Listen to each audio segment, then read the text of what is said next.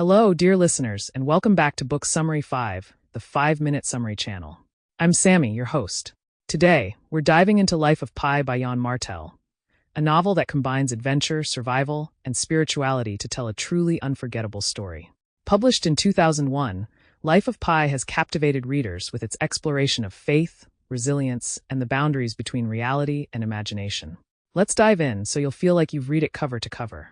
Our story begins with Pi Patel, nicknamed Pi, who grows up in Pondicherry, India, as the son of a zookeeper.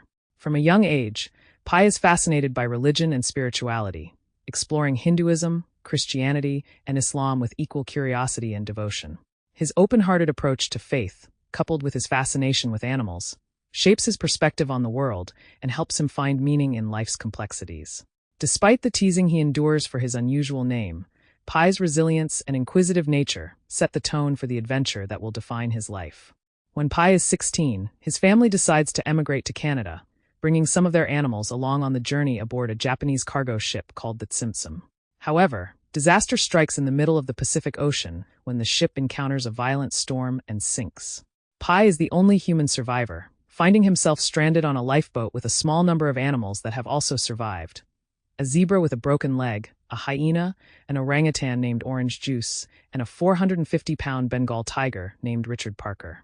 What follows is a harrowing story of survival as Pi confronts both the practical and existential challenges of being stranded at sea. Initially terrified of Richard Parker, Pi realizes that the tiger's presence will require constant vigilance. As the days stretch into weeks, he devises ways to coexist with the powerful predator by establishing himself as the alpha on the lifeboat, using a whistle and careful eye contact to assert his dominance. This strange but vital relationship with Richard Parker becomes one of mutual dependence, with Pi finding companionship, purpose, and even a source of hope in their shared struggle to survive. Pi's days on the lifeboat are filled with physical and mental trials. He learns to catch fish and collect rainwater to sustain himself and Richard Parker, often enduring intense hunger, thirst, and exhaustion. He confronts his own fears and faith, reflecting on his spiritual beliefs and finding strength through prayer and ritual. Pi's struggle to survive is interwoven with his reflections on God and the universe, and his faith becomes a source of comfort in the face of overwhelming loneliness and despair. As time passes, Pi and Richard Parker encounter various strange and surreal experiences at sea. One of the most memorable is their discovery of a mysterious floating island made of algae, populated by meerkats. At first, the island appears to be a miraculous sanctuary, providing Pi with fresh food and water. However, he soon discovers that the island has a dark side. It's carnivorous, consuming any living creature that stays overnight. Realizing the danger, Pi and Richard Parker leave the island, continuing their journey and deepening the bond of survival that connects them. After 227 days at sea, Pi finally washes ashore on the coast of Mexico. Richard Parker quickly disappears into the jungle, leaving Pi heartbroken and feeling a profound sense of loss at their abrupt parting. Pi is rescued by locals and later questioned by officials from the shipping company, who are skeptical of his story. They find it hard to believe that a boy could survive such an ordeal with a Bengal tiger.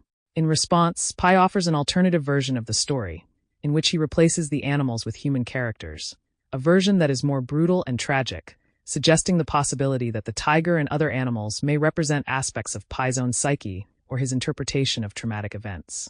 This dual narrative leaves readers with an intriguing question: which story is real?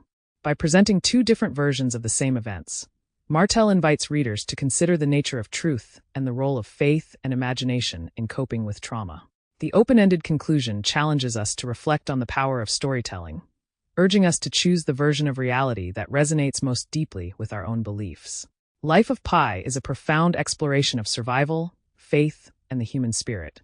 Yann Martel's novel reminds us that sometimes, the stories we tell ourselves can shape our understanding of reality in meaningful ways.